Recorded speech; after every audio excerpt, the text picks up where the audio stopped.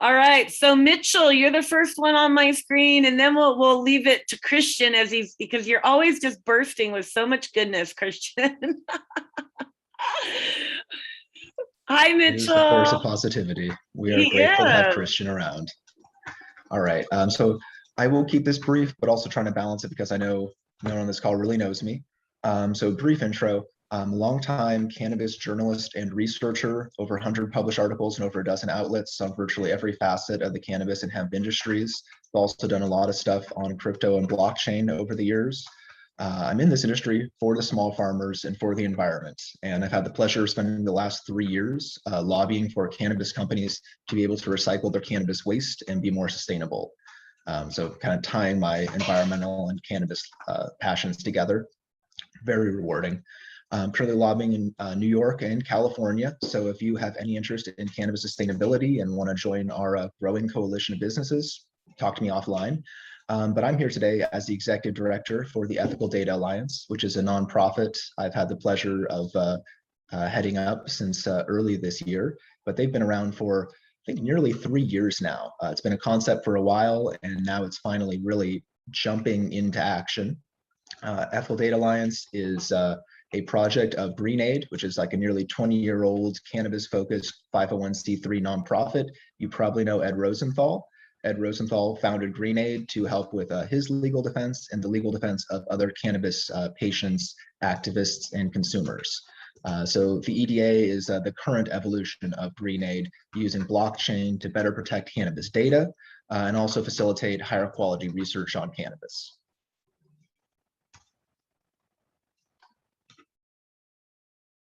Oh, I think you're on mute, Lele. Go ahead, Christian. All right. Well, thank you everybody for having Mitchell and I here. And yeah, I was going to say this group already feels like the EDA. I know we're after very, very similar goals. I'm the tech guy. I'm the crypto guru. You can find me at cryptotech.guru. It's a little out of date now. I've got but I haven't had time to update it because the EDA and everything else going on in the crypto world these days is so much fun that I just don't have time to update my website. But I got introduced to the cannabis. Well, first of all, I've been a long time user of cannabis, and the crypto world in which I've been immersed over the last 10 years. So I'm from the early days of crypto. The crypto world owes the cannabis industry everything. There's not a crypto Bitcoin millionaire or billionaire at this point or entrepreneur that does not owe this industry, because when Bitcoin was starting and nobody believed anything in it, right? What gave valuation? What gave the value? Oh, where does Bitcoin get its value? Was the Silk Road? Was it the market for weed? So crypto comes from its own kind of legally complicated background, becoming a legal entity and yet being so weird. We have very similar businesses. We have similar problems in our businesses, like keeping bank accounts open sometimes. And so there's a natural fit between our two industries. I have been working in cannabis since medicinal genomics, I think. So I see Mike there with my contact in the company was Kevin McKiernan, who back in 2015, I think, reached out to me and said, "Hey, Christian, can we do something with blockchain to validate and what I now call notarize, right, their genetics documents?" And I'm like, "Yeah, we sure can." And we had a couple of sessions with the IT team over there. And initially, the first tests were done on the Bitcoin blockchain, but subsequent to that, Medicinal Genomics took Canopedia and built it all nice and fantastic on Dash, and that's going to be part of our pilot coming up here too as well. But that's it anyway. So that's my introduction. Crypto guy. My background's mainly in supply chain traceability using cryptocurrency and blockchain networks, which is mainly, it means tracing the history of something, which is what I think most of us want to do from an IP perspective. And I know there's a topic here that's important that I probably need to appreciate better, but there's a concept of an auction, and my understanding is that you guys have valuable IP and you're looking at maybe raising some money with that. Well, that made the news just this week, but Sotheby's, the British auction house, right, has been allowing bidding in ETH, right, the cryptocurrency of the Ethereum network, for the works of Banksy, and there's another one yesterday that was like 300 ETH. It's worth $4,000 each. So we're talking about bids of hundreds of thousands, if not millions of dollars, being in auction for a product. So very, very similar to what I believe you guys want to do. Crypto can help, and I'm glad to be here. Hopefully, helping everybody's helping. It's win-win all around when we're talking crypto. So let's go do it. My volume is low. Is there any other intro? I mean, I didn't want to just necessarily take the stage. I'm going to try to. Well, I would thank you for asking, Christian, because we just had two women step in the room that not everybody knows, and I think I would love to give Evian and Wendy an opportunity to introduce themselves. Wendy, can you give a quick introduction to the group? Yeah, sure thing. Hi, my name is Wendy Kornberg. I'm the CEO of Sunibus, Humboldt's Full Sun Farms.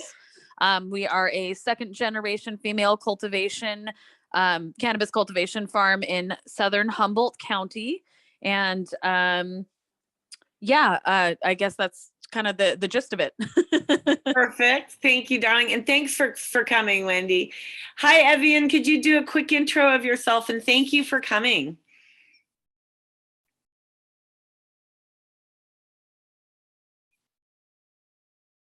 Oh.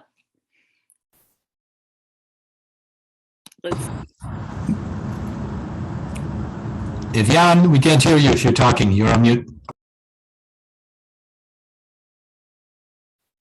Well, maybe she's in the middle of something. All right, Christian and Mitchell, lay it on us. All right. Christian, do you want me to talk about the nonprofit side of things real briefly before kind of passing it off to you to talk more about the Eden? Yeah, please introduce the organization, and you already did a bit, but what you want to talk about, and then I'll dive into the crypto after we've. Yeah. So why do we need crypto? Right? Why do we want to do this? Hey, Christian, your speaker is really wonky. Oh man, I've been having so much trouble. You cannot hear me well?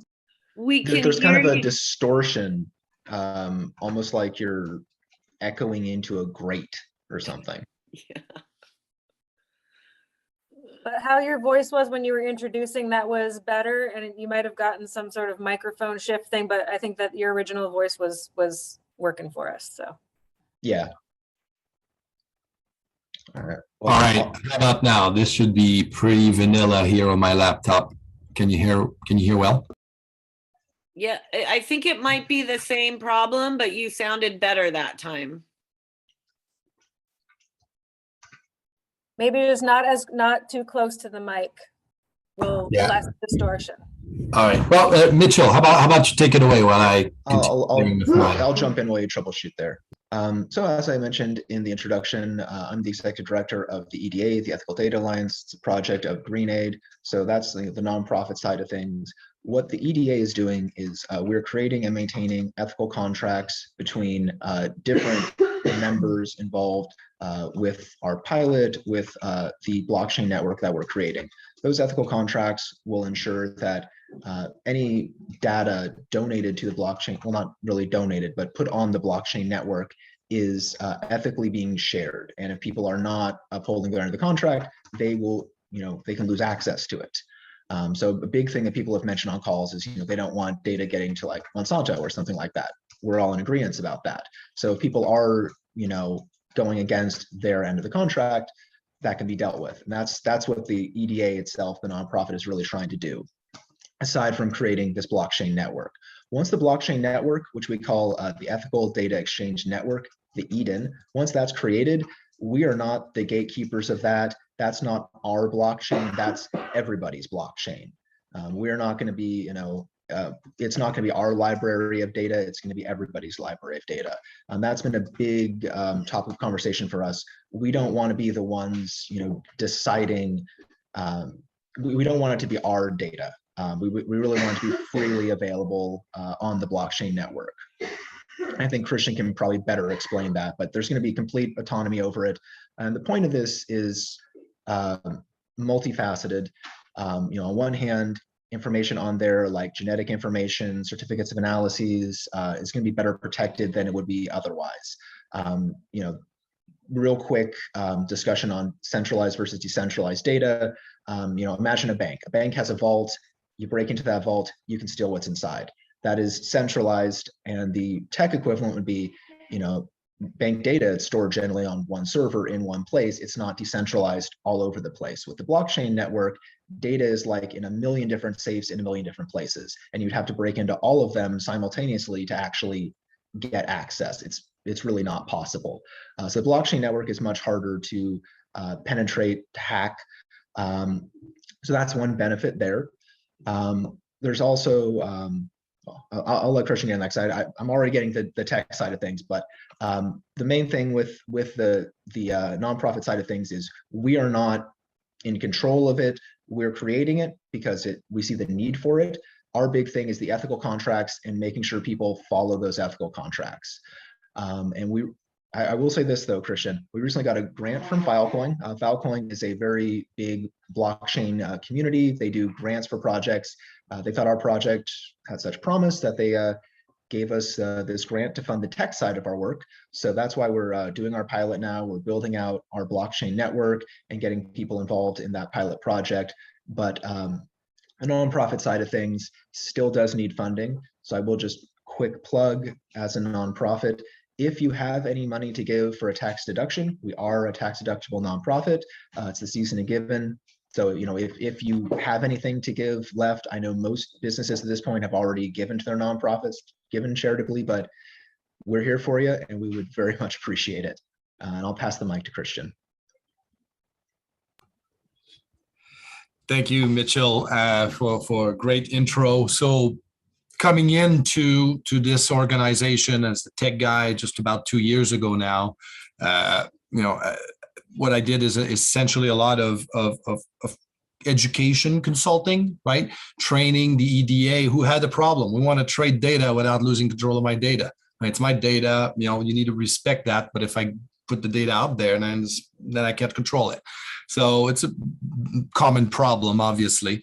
And so crypto solves that problem, but it's not easy, right? Everybody uses these words and cryptocurrencies, this and that. To make it applicable to the problem, we had to come up with a process that is essentially what Eden is becoming. So I put a link in the chat here, and so people interested in more information, everything we're about to talk about here is public domain, which means it's all open source, it's all free, it's all documentation and code that's available to anyone. And that's by necessity because we're trying to interconnect non-free things. Right? Your farm is not free. Jeff's software is not free. Nothing is free. But talking to one another should be at the lowest transaction cost possible, so we can talk a lot to one another and discover new things about the plant. We have more in-depth presentation on this topic than we have time necessarily today to go through. So if there's interest within the group, individually or even as a group, we can, there's a lot more documentation and deep research and other things that we've done over the last 2 years that can be shared compared to what we can, just cover about today. There's a Slack channel, which is a great place to come and engage with us. Absolutely. Thank you, Catherine, for bringing that up in the chat here. All right. So what's Eden? Eden is the solution to the problem of the EDA. And what does the EDA want to do? They want to exchange data without someone stealing the pot, right? When you put data in the pot and the pot gets bought, now the data is gone. So that was the problem. The solution is decentralization, meaning have a bunch of pots. Not one pot can be bought because everybody's got their own little pot, and yet the little pots can talk to one another, as if they were a big entity. But if I'm coming to steal, there's not one big place to go. I gotta go to all the little places, which is a whole lot harder, and that's why it's safer and more secure. So we're gonna keep our data close to home, so we keep control of it, but yet we're gonna use these tools to allow movement of that data with other systems, so that these systems can analyze it and come back with results without me losing control of the data. There's the various dynamics involved in getting that done, but the most basic dynamics, and if you go to the website that I linked, there's a chart that has like 4 colorful blocks. That's kind of like the high level summary. And the first block is notarizing data. The first thing you do on a blockchain is rubber stamp it with what's called a hash, but it's like a notary stamp on your data. And blockchains, and actually it's not blockchain, it's just encryption technology itself, makes these notary stamps incredibly cheap. So now you can notarize almost any data. And if you can connect that with your backend system, you can notarize a lot of data all the time at very low cost. So that in the future, if you need to prove you haven't tampered the data or it's really your data, all sorts of things of prior art and all the things, you have a notary stamp that has been put on a public network that someone can witness independently, yet not knowing the data, right? You witness the stamp, that doesn't mean you have the data. And a great example of that is what Canapedia, Medicinal Genomics, did with Canapedia. That's exactly the first step of our pilot. So they're ahead, and they're ahead for like 3-4 years now. So we're trying to get to what Canapedia did right now. Canapedia, they said, wow, we have these VCF files, lots of valuable information in there, right? And we're going to post them in the public, and we want the public to know that we haven't tampered with the data just for our own private purposes. And their rubber stamp is using a blockchain called Dash. The blockchain doesn't matter. You can pick whatever blockchain you want.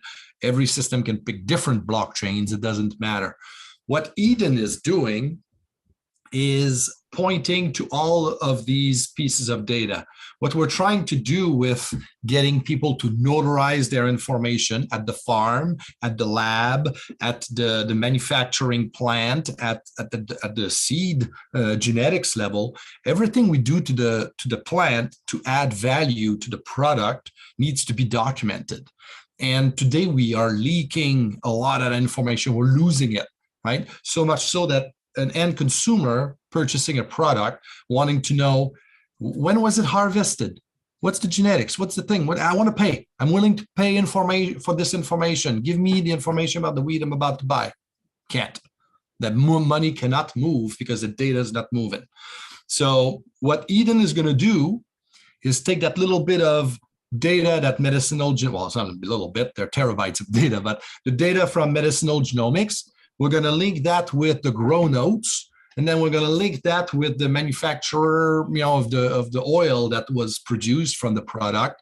And by the way, how did you produce the oil? We're going to link these notes so that an end consumer can actually view the history of that product. It's a traceability system.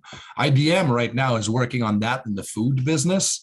And that's part of my experience. I worked in a company many years ago, Ripe.io, that is working with IBM to do exactly what we're talking about, but for food.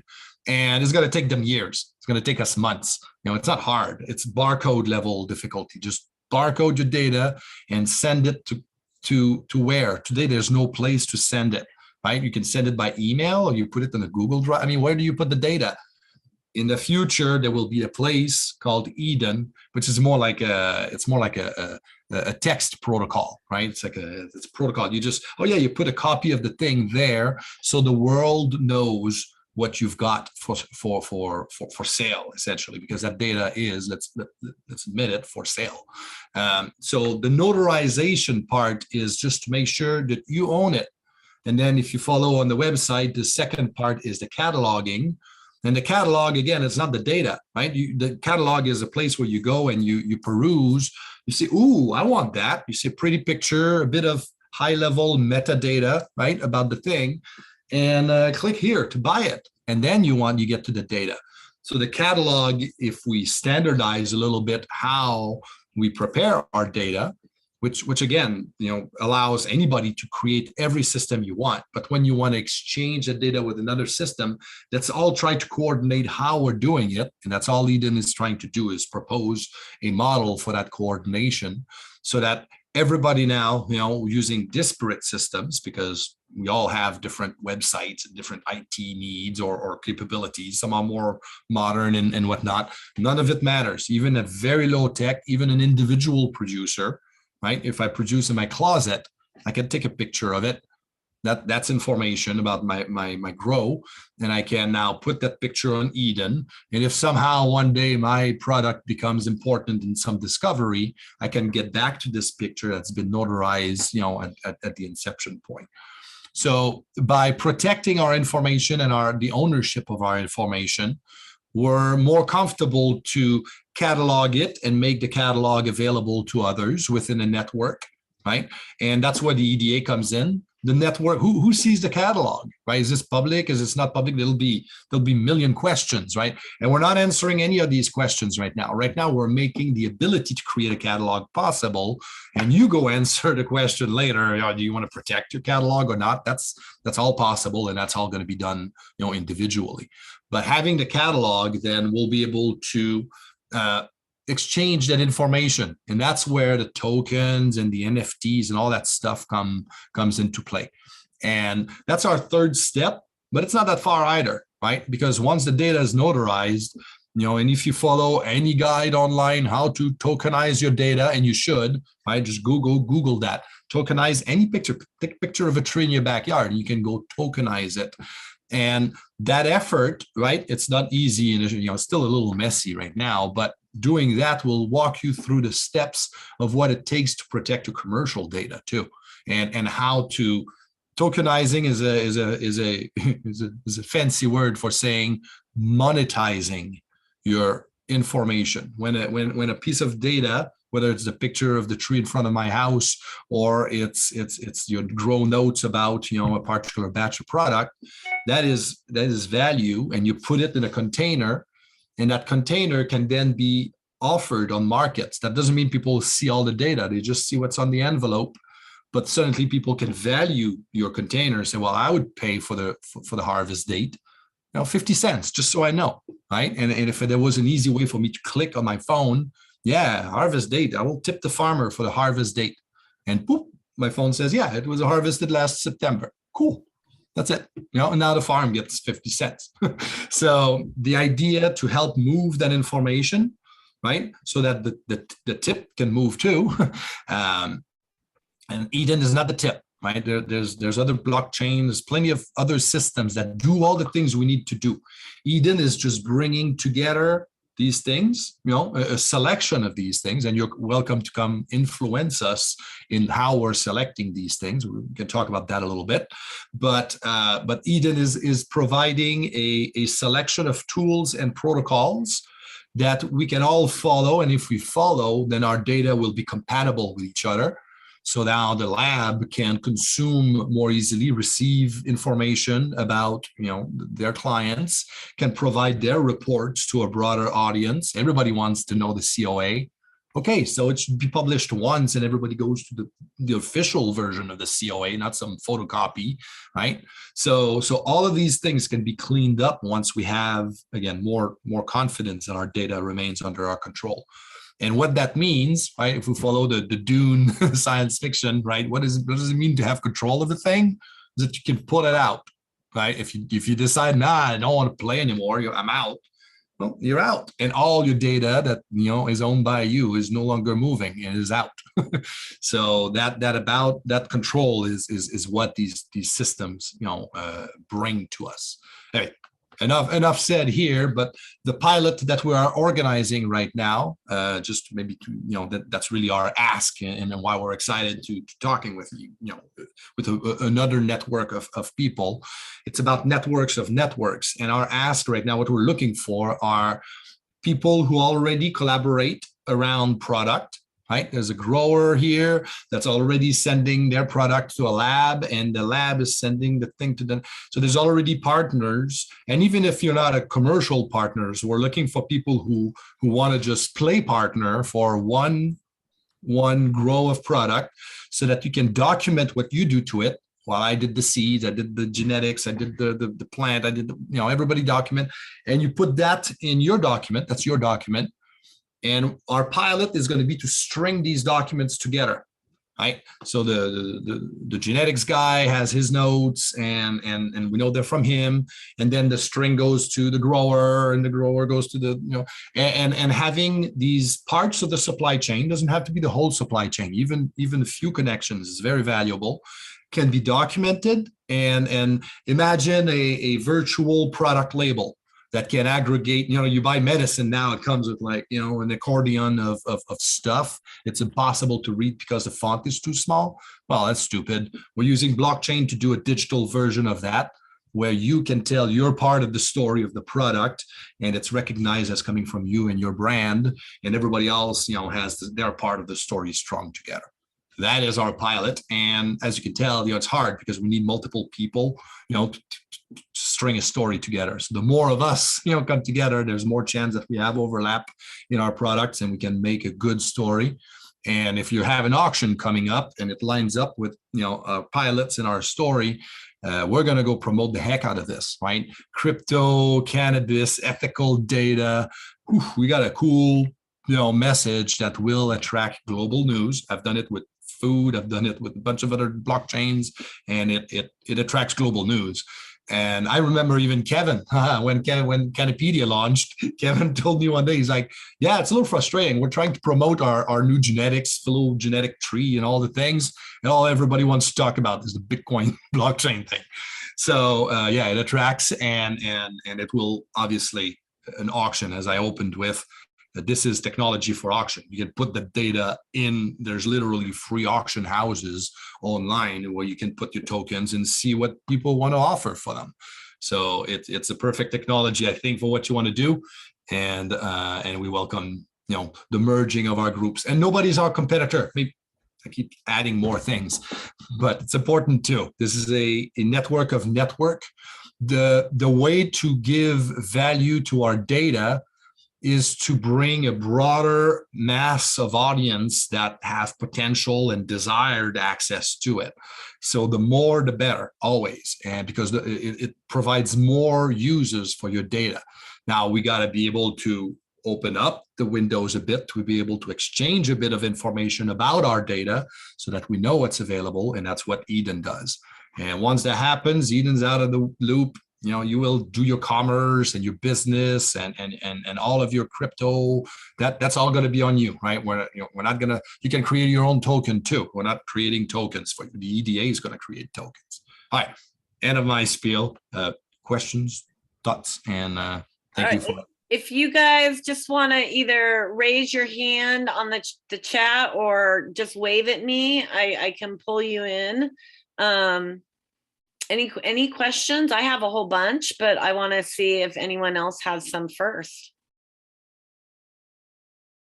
All right. Well, I've got a list. Let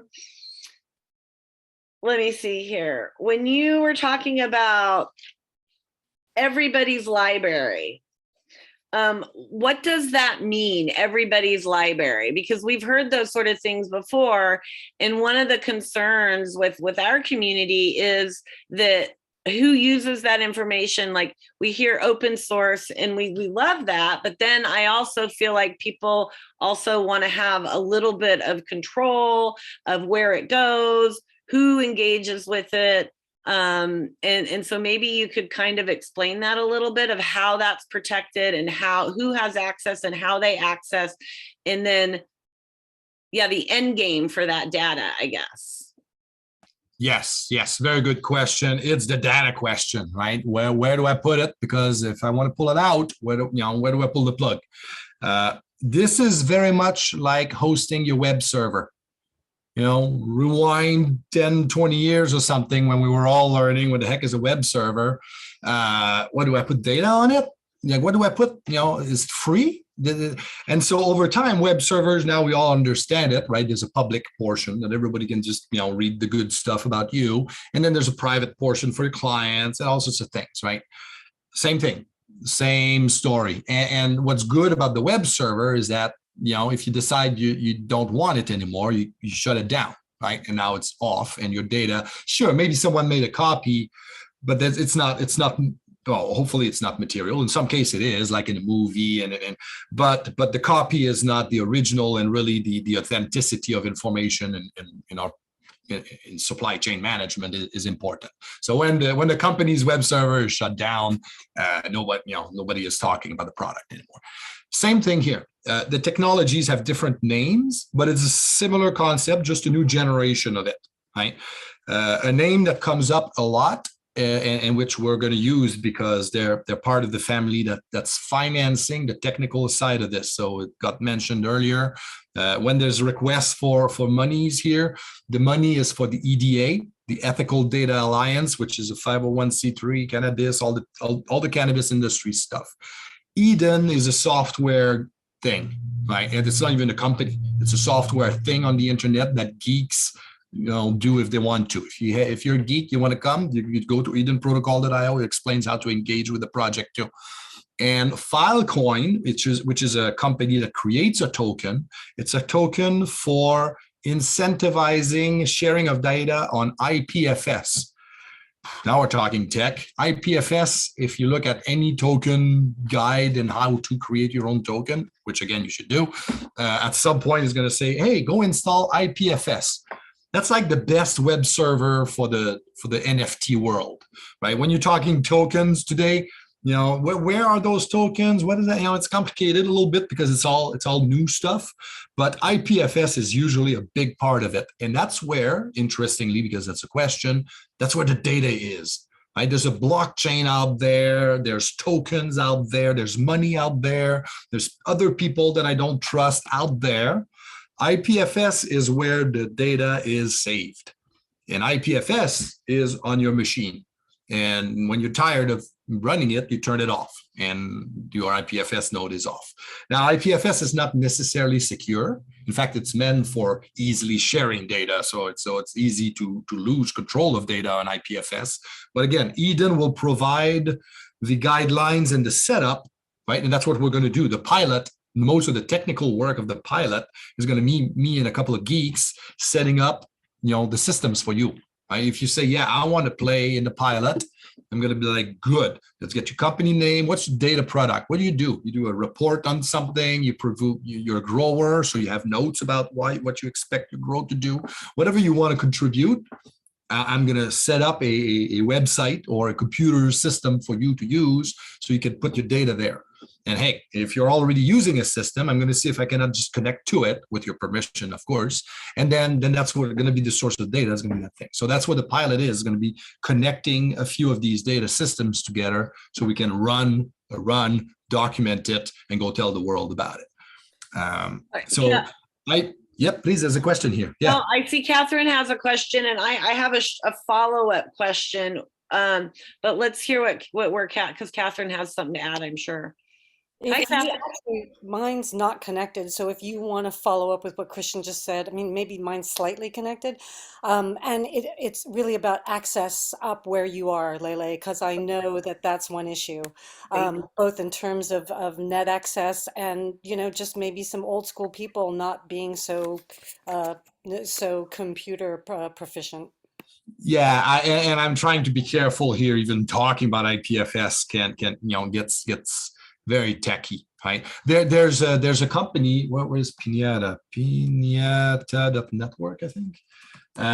There's companies out there that provide IPFS services, because setting up your IPFS server, just like if you're a farmer, you probably don't run your own web server in your basement or at the shop, right? You hire Amazon or some company, Wix or whoever it is, right, to host your server.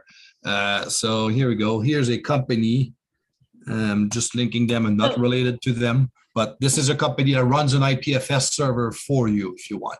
So all these servers exist and services exist. We can't go in details about that today, but those are the kind of things we're going to go in details during the pilot. We're going to pick these technologies, set them up so you don't have to, right? And then run the pilot on it.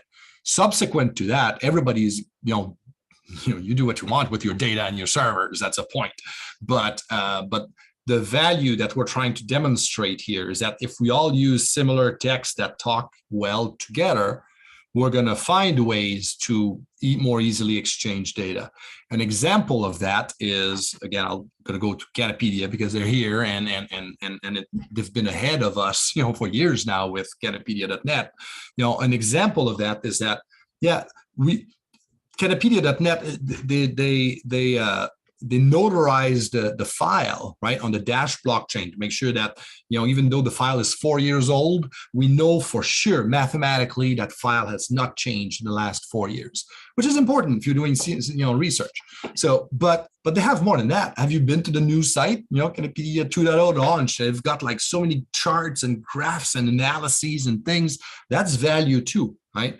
So all those charts, right, can be in the near future, right, notarized and tokenized, so that if I'm writing a book or a blog entry or doing research in science and whatever else I do, and I need that chart, well, sure, I can download the VCS file, do the analysis, or I can just say, hey, yeah, according to Medicinal Genomics, their analysis of their own file, here's the chart.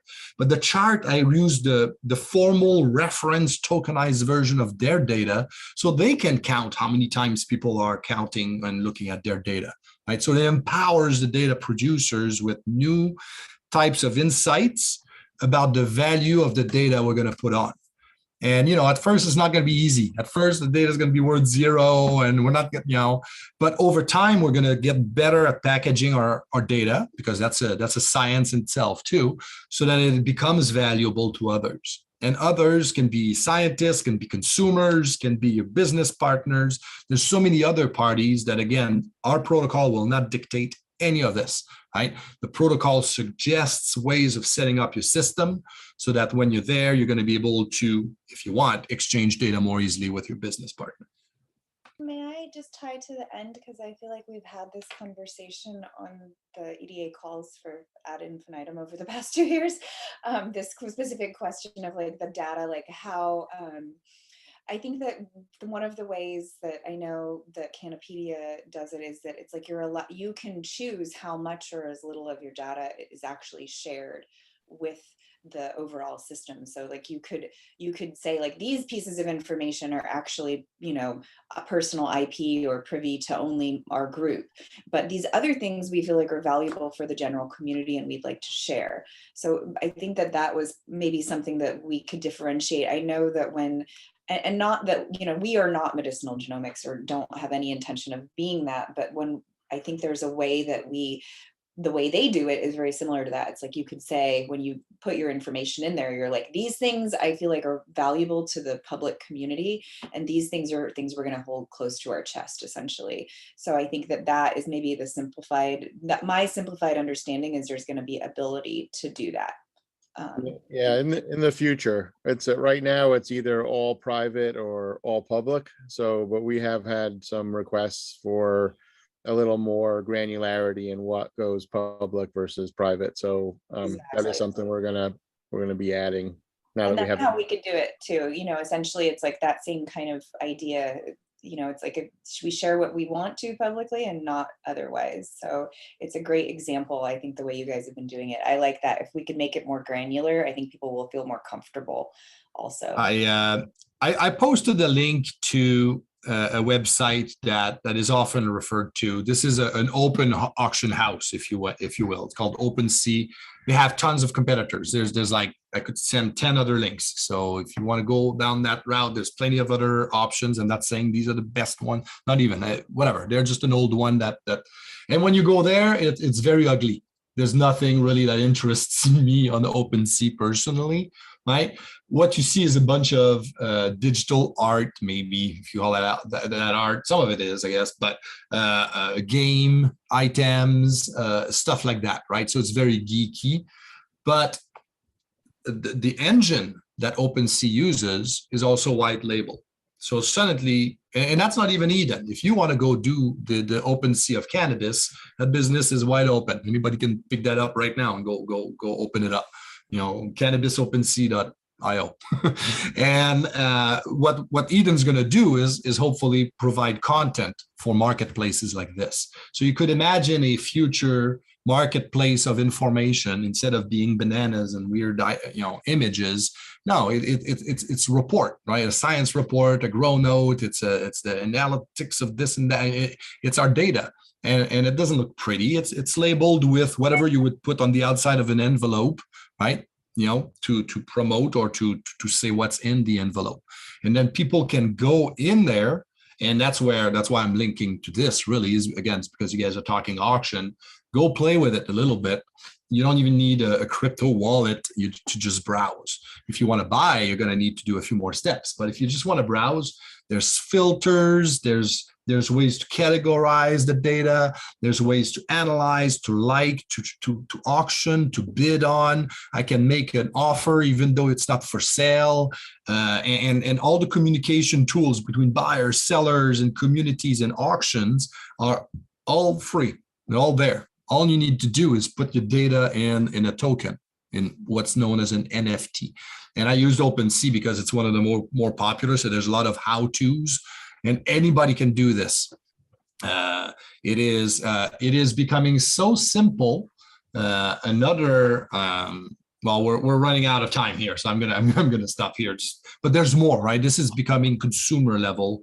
So our data will be valued and will become available in the future in marketplaces like this for monetization. I know it's ending, but and thank you, Evian, because you answered a lot of what one of my questions was, is like, how does this data protect everyone? Now, there's so many conversations. I mean, there's so many people building NFTs. Everyone wants to build the marketplace for cannabis, and we all get hit up with all these conversations a lot. And so what I'm trying to figure out as we build towards this auction, because what we're trying to do is it's less about the auction and more about teaching our community a different way to value themselves and show them that there's a value that they're not quite seeing yet. And so as I hear you talking about this, it's kind of, I guess, two. One, would we be able to plug an interfacing program into this? So a cell phone program that a patient is looking for products. And then how is this like the exchange for that information, or is this that interface too? Very good question. It's whatever we want it to be. I'm posting another article. I didn't write it. I just browsed through it to give it a sanity check. It mentions IPFS. It's on a different blockchain. OpenSea is on the Ethereum blockchain. And then I remember, oh, wait a minute. These people are not big on Ethereum. Ethereum burns electricity. If you're into the Earth thing, that's not super cool. Wax is on another blockchain called EOS. And that blockchain does not burn electricity to guarantee its ledger. So it's a different approach. And so Wax is very popular amongst the carbon neutral type communities and all that. And Cardano, thank you, Mitchell. Bring them on, right? There's a bunch. And these blockchains, they all compete for our business. So you're right. There's so many marketplaces. Rarible is another one. Heck, Sotheby's is a marketplace. It's a private, fancy marketplace, but that's what they are. They're an auction marketplace, and they're getting on it too. It's really time to move in. You're seeing it particularly since Facebook announced Meta. Right, their change of name. Yeah. When Facebook started talking about Meta, the cryptocurrency, I'm going to post another link here of these people. So I just posted a link to Decentraland. You can click on it. It's a video environment. It's a virtual reality environment, like Second Life. If you've ever logged into a thing like this, it's a chat place. You go in, but if you buy some mana, which you can buy. It's a cryptocurrency that's readily available, currently worth $4 or so. You buy some mana, and with the mana, you can go buy land. And if you own land in Decentraland, you can build your own house. In fact, that's what Sotheby's did. The downtown, some city in there, that's actually the popular art district. There's an art district. They actually built a virtual version of their store, well, their auction house, so you can visit the gallery and you can bid. In their gallery, click. Oh yeah, how much ETH do you got? I want to bid $100,000 for this painting, and you can legally buy the painting, that's sitting in a vault somewhere in Decentraland from Sotheby's. And in fact, yesterday there was some bidding. None of the biddings were that won were in ETH, but some big. I forgot. I can send more links if you're interested in the history of that. But that's our cannabis, right? Imagine in Decentraland right now, Sotheby's has a front place. Imagine if our group here had our farm there, right? Let's create a community farm. And it's all our farm. We all have separate farms, but this is the farm where we share data. So in that farm, we're going to put our catalog, and people who are interested in understand, whatever, maybe VR is not quite the thing for here. But what I'm saying is that these auctions, information auctioning and valuing of our data is all happening right now. And some of the biggest players in the world are getting involved. And what's beautiful about these technologies is that the bigger players are at a disadvantage. That's rare, right? Usually the small guy got to fight, to be heard. These technologies are designed so the small guy is heard. That's why they call peer-to-peer. That's why the banks have never been able to bank the unbanked. They don't want to because they don't make enough money out of the unbanked. That's why the unbanked are not banked. But everybody with a cell phone around planet Earth, can get a crypto account. And cryptocurrencies are the fastest growing currencies in Africa and in all the places that really need better money. Well, people have figured it out now. Oh, yeah, the better money is not going to come from my government. And that's a little radical, but that's what's happening in the world. Same thing with our data. Once we protect our data properly, it's not going to be Eden, the real network. Eden is just a way for us to get our data together a little bit safely. Once our data is tokenized, and you're going to do that on your end, it's going to be compatible with all of these markets. Not one, not two, all of them. Our pilots will involve, we've put that as a secondary player now because Filecoin is financing our tech. So we're working with Filecoin more directly. But another technology that's right next to it is called Chainlink. And Chainlink's job is to make sure your data can be used in every blockchain. Because, which blockchain do you pick? Wax or Wix, whatever, which one? I don't know. Well, Chainlink says, yeah, put it here. It's going to be available to all of them. So there's all these tools that allow us to do what we need to do. But you got to get started. And that's what this pilot is about, is getting a few of us together, getting started kind of in the same way. And then we will lose control of it, right? Then it will grow and become a better thing than we can imagine it today. So two questions to wrap us up for everybody. One is, you talk about, okay, it blows up. Well, what does that mean? Are you guys going to sell this? How, if we start engaging and putting all our data in, and then all of a sudden you guys sell it, what are you guys doing to ensure us that your people participating, that's not going to happen? And then before we go, if you could explain how, if we have our stuff in Canopy Rights, our leafs and stuff, what is our next steps into engaging with you? I want to chime in real quick, Christian. Yeah. So a big thing that you're asking about, Lele, is not even really the blockchain side thing. That gets back to the EDA and the importance of the EDA and us staying funded and staying part of this. The EDA is administrating, creating those ethical contracts that makes sure that data is being used in an ethical way that all the people on the blockchain agree to. And if it's not, Christian was talking about this earlier, pull the access. So if people are using it for untoward purposes, get them off there. And that's really the point of that ethical contract. That is what is helping make sure that everyone doing this is playing nice and is playing by the rules and is following that contract and isn't violating people's IP. And then does that get scrubbed? I'm not sure exactly what you mean by Does it get completely cleaned Yeah. out? Yes. Yeah, the data, again, it's very much like a web server, right? The data remains on your web server, right? Now, to do the analysis, to do genetic analysis and all of complex stuff, someone's going to have to centralize that data, right? They're going to have to download a lot of data on a big machine and do the thing, right? But where do they download from, right? They're going to download from the official source. Again, I don't want a photocopy of the COA.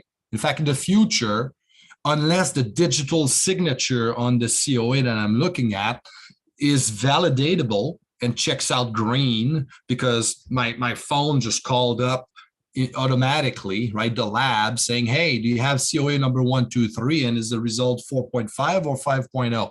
And you know, all of that needs one day will be automatable. And again, for us to keep control of the data, and by us, I mean the data producers keep control of their data. Everything else is on top of a decentralized network of data. So when you put your data in, you're not giving someone else your data. All I'm saying is like, hey, put up a web server with your data. Now, yes, I could download your web server data, right? But right now, all we're doing, first of all, is public data, right? We're not doing, there's a privacy layer to this that is also very, very available. A lot of privacy tools, obviously, in the blockchain space. Let's be very clear, in this first pilot, we're only talking about exchanging publicly available data so that we don't worry about the privacy too much, right? But the privacy tools are there too. So just like you can put a password to your web server, now only your clients have access to your data, right, at the second layer.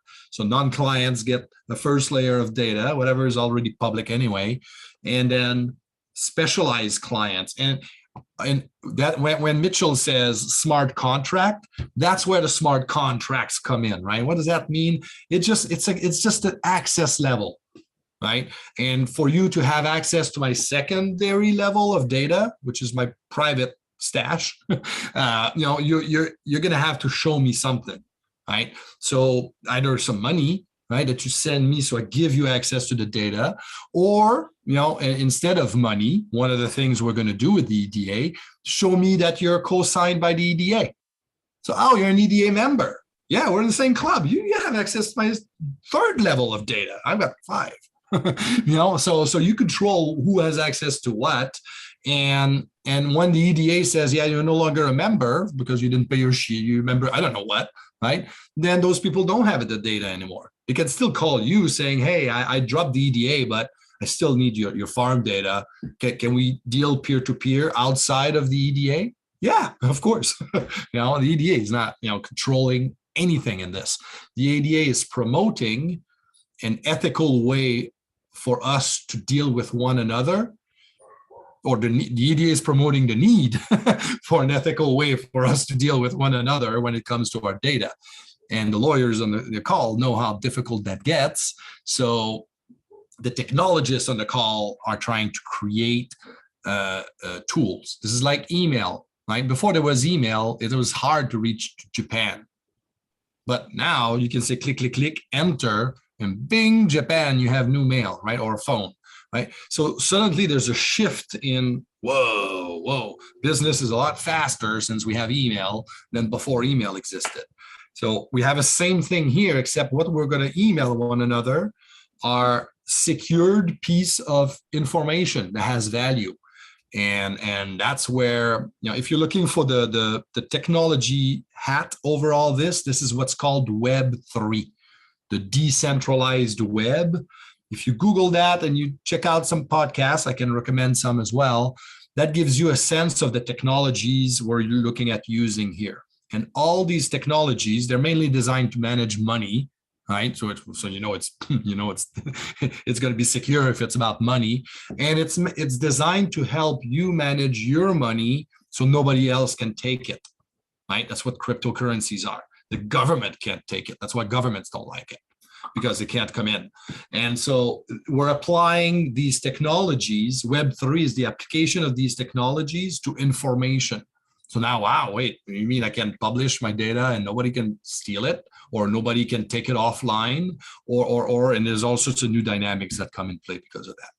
So Christian, Sarah has asked a good question, and I think it helps me as well. Is Eden just a conduit or an on-ramp to get the data to the blockchain? I think that if we could hit that kind of would help clarify.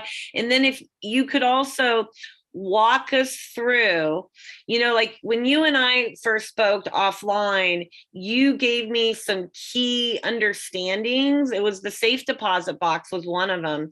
And if you could just really walk us through, say, okay, we're in Canopy right now. We've got our genetics in Canopy, right? And we've got our blockchain.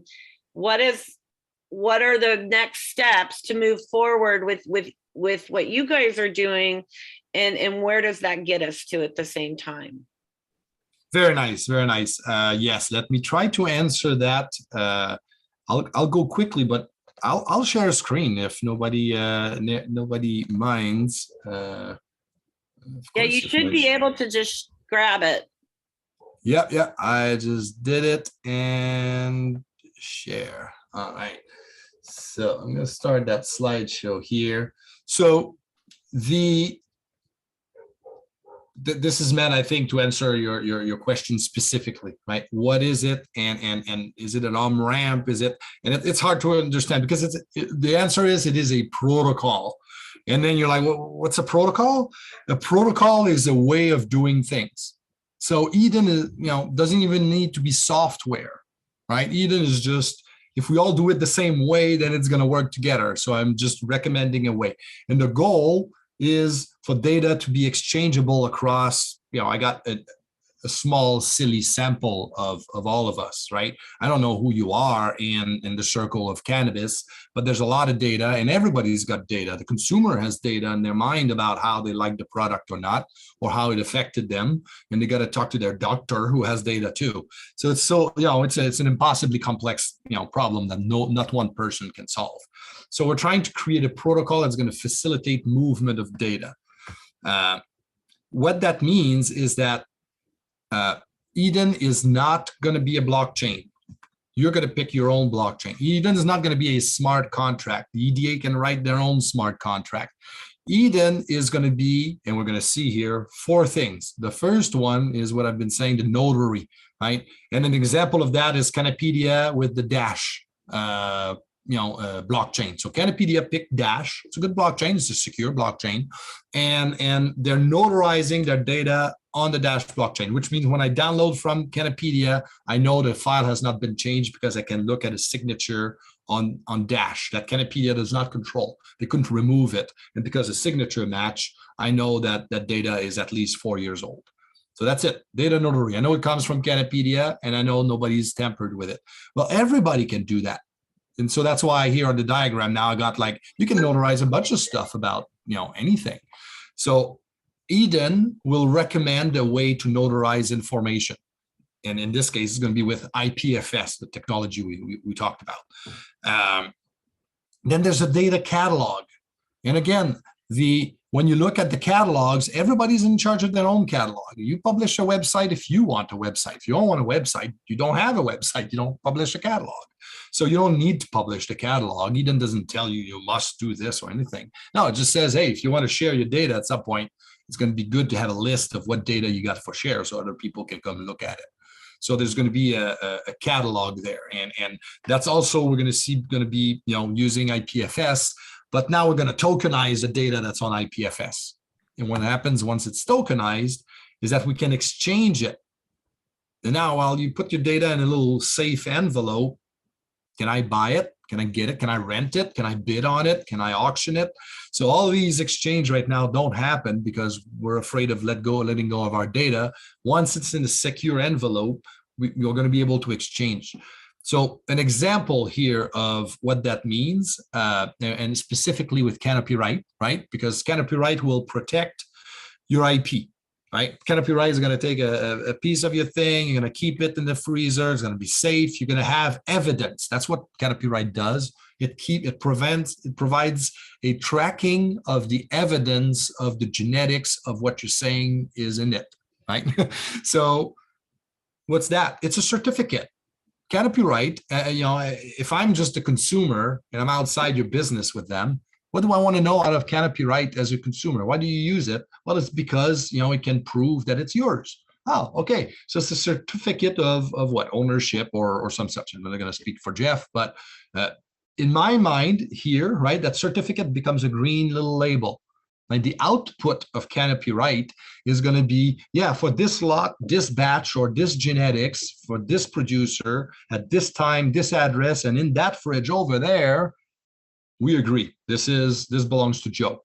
And now you can move that. And Javid at Tamerlan.com, they're in Washington, a marketplace that I've worked with Javid Mohseni up there at Apron Corp. Javid has a marketplace where he lists your cannabis. Well, I want to put the little green certificate from Canopy Right, on the marketplace so that people understand why this piece of cannabis costs a little more than the other one over there. It's because it's got the IP security or or a certificate of authenticity over the Humboldt County co-signature. But how is Humboldt supposed to co-sign a piece of data today? There's no ways to do that.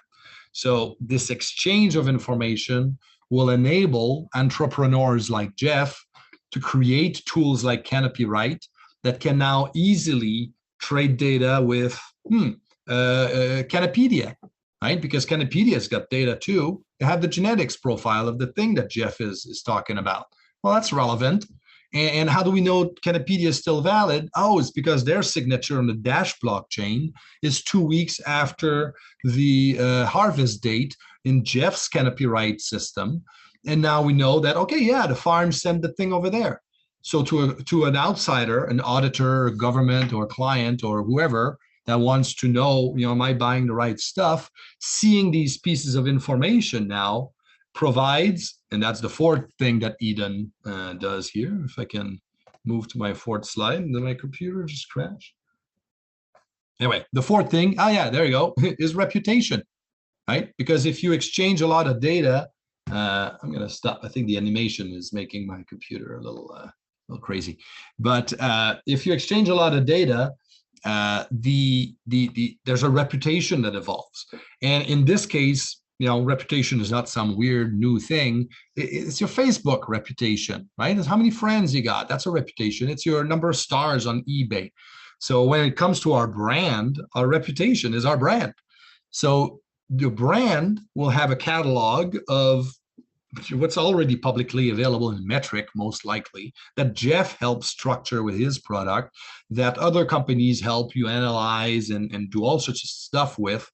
And all we want to do with Eden is take the output of these various insights into the value of the product and trace them together so that if you decide to share the key of the history of the product up to you in the supply chain, a person that you're trying to convince of the value of your product can now follow the history of it as if you would if you opened a pharmaceutical with the big accordion thing. But in this case, it's going to be done with data to the source and the originators of the data. And we're going to have a living encyclopedia, right, of information about our plant. And again, the day that you decide you shut down your IPFS server because it never pays and it's just costing you money and you're like, yeah, it didn't whatever, right? You shut it down and it's over. That data is now gone. There's artifacts of that data, right? All the other stuff that people use your data for is still there. But someone saying, I want to buy, it, or I want to see the original is going to say, no, that's gone now. So everything else is just artifact. Can you, like with crypto, everyone had their little bank. I can't remember what it was called, but that thing. Could you do that same thing and have your data in a bank like that and then plug it into the system? Oh, yes. Now we're getting fun. Now we're talking about the fun. You have no idea. People are going to make games for your data. I'm creating another token right now for a reforestation company. They want me to create an NFT, right, that follows the growth of the trees in the forest. Wow. So we're using satellite images of the canopy, right? How tall is the forest over the years? Because, it grows over years. And as the forest grows, the image on the little collectible card, right? It's like a baseball card, but it's a digital baseball card. The image of the tree, because if you give $10, we'll go plant 10 trees kind of thing. The image is going to be the size of the tree, or it's going to give you real live information since, I don't know, last time the satellite passed over or something, right?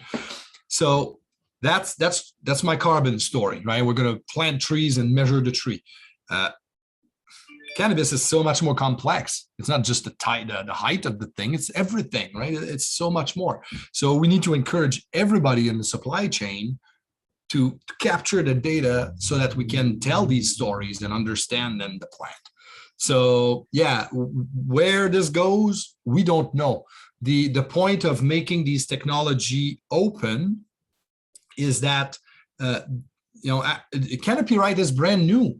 We didn't have canopy right a year ago when we were starting, Eden and the EDA and all that. And Jeff said, like, wow, I'm an expert in the field. I got a great business idea, build canopy right. Now it's like, it's central to what we want to do because, the entrepreneur had a vision, designed a product that does a thing well. And now there's a data output to it. How much is it worth, right? If you're a client of Canopy, right? How much money are you saving, or how much money is this going to bring you? And there's an answer to that, right? Safety and all the things. What this is doing is adding, hopefully, a new source of revenue, right? Your data is not your weed. The weed is a product, and the data about the weed is a different product. And today they're confused because the government wants to know this and that, right? But they're still different. And in fact, we know they're different because guess how Facebook makes billions of dollars, or Google, Amazon. These companies make money from our data, right? They analyze how we do things, everything, and they make money, billions. They're more rich than us. Why? Because they know our metadata and we don't. They don't give us our, you don't have your real Facebook reputation score, do you? Nobody does, because that's the most precious data. Well, Eden is going to create a public, and in fact, Eden doesn't even calculate the reputation.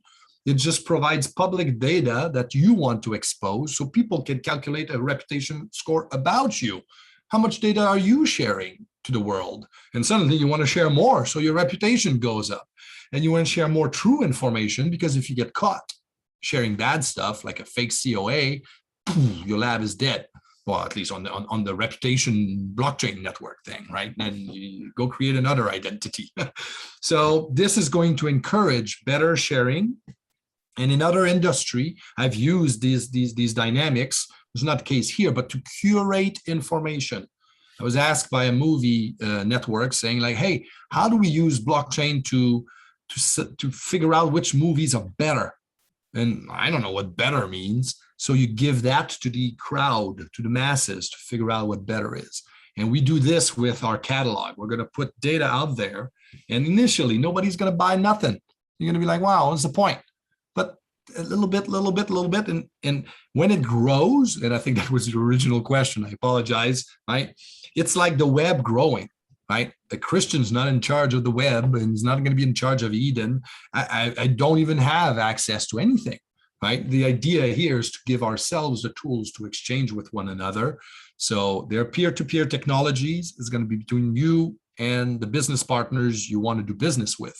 The growth is a network growth, and a network growth just means it's potential energy, right? It's there if you use it. If you don't use it, nobody cares. And if you don't care, you don't care, and you're out, and that's okay.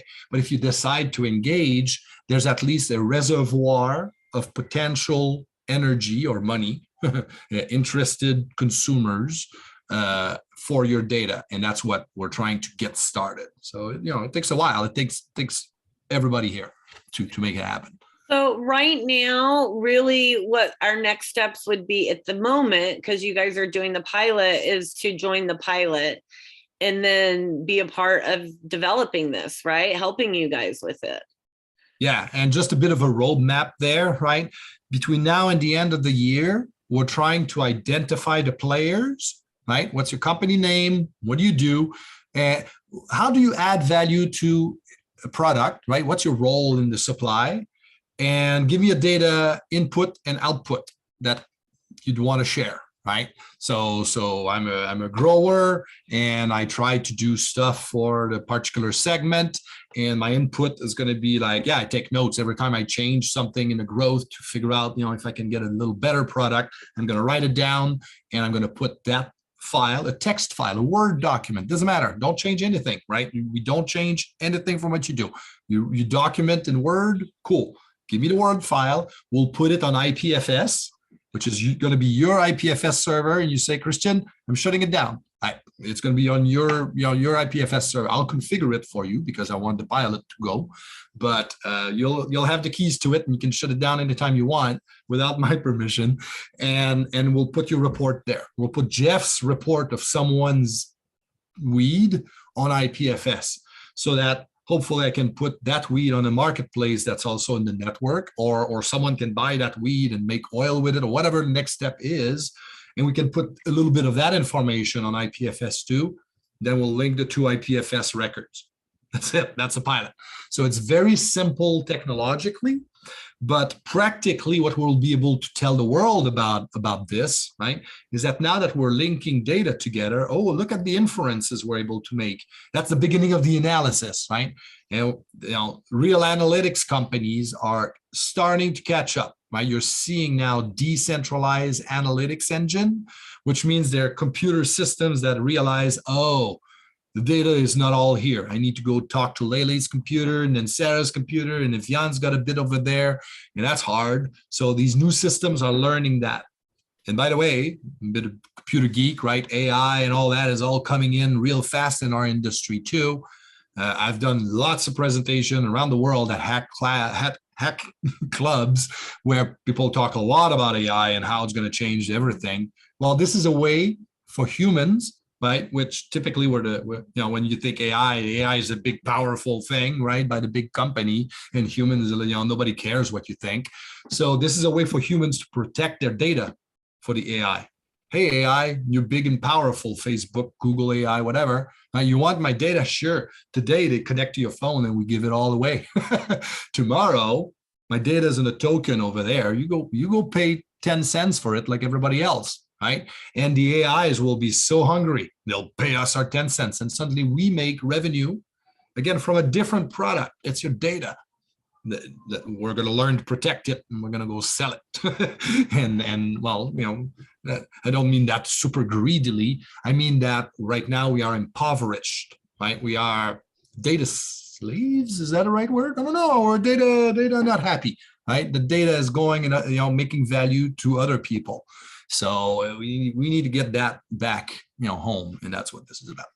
Oh my gosh, Christian, you really are the crypto guru, and I'm so blessed that we've gotten to work with you over the past couple of years with the EDA. And I just want to point out to everybody else on the call, and because I know that this is also going to be recorded, that we've been working on this project for 2 years as a nonprofit, and so now we've been really lucky to have Mitchell on board as our executive director recently, but he's the only person that is paid. And even with the pilot, I think Christian, we worked hard to see if you could get somebody to actually be paid to manage it, but that's not the way it works, unfortunately. So this is, just so people can understand that we believe in the vision and have for 2 years, and we spend a ton of time on calls because in my mind, this is like charity work that needs to happen for the community. And so this is for the community, the cannabis community. And that's what it kind of came out of and stemmed out of. And it's like a gateway plug and play for everybody. So this is like an offering and a gift. And that's how, I think when we were looking for, we saw what went wrong with OCP, and that's why it's called the Ethical Data Alliance, is because we really, really care about the overall vision, and we believe in the ethics, and this is, transparent all the way, and it's for us to do the work together. So I feel like when people have, there's like a lot of trust issues around what has happened in the past with some of these other groups, but this is strictly nonprofit charity essentially work for the community, so we can move forward together for, with knowledge, with data, with ways to, protect our data also. So it's a deep conversation that we've been having for 2 years. And I just wanted to make that very clear, and super appreciate you, Christian, and the wisdom and knowledge that you bring around the tech piece, and making the effort to help us get the grant to do this work. So just so that's clear to everybody, I want to make sure. Okay, thank you. Thank you, Evian. And you reinforced a bit of the answer to Lele earlier, right? When you put data in here, this is like Bitcoin. There's no company Bitcoin. I mean, there's companies that are experts in Bitcoin, but nobody controls Bitcoin. There's no company that controls Eden. And even if it was sponsored by some company, which would be great, well, right now it's kind of sponsored by Filecoin, actually. So there you go, right? Does that mean Filecoin controls the data? No, it's a protocol. It's a way of doing things. So nobody controls a thing. Nobody can shut it down, and it's shut down if nobody uses it, right? I mean, that its only success is whether we use it or not. And it does not need success, right? The reason for Eden to exist is to solve a problem. If it doesn't solve that problem, it's not going to exist long. So yeah, that's it. We're another way of looking at this. These blockchains and a lot of these peer-to-peer standards are standards. They are only as valuable as they have adoption, and the reason why these open source standards are so powerful, Linux, there's a lot of companies like Red Hat and Microsoft and IBM that invest hundreds of millions of dollars in Linux.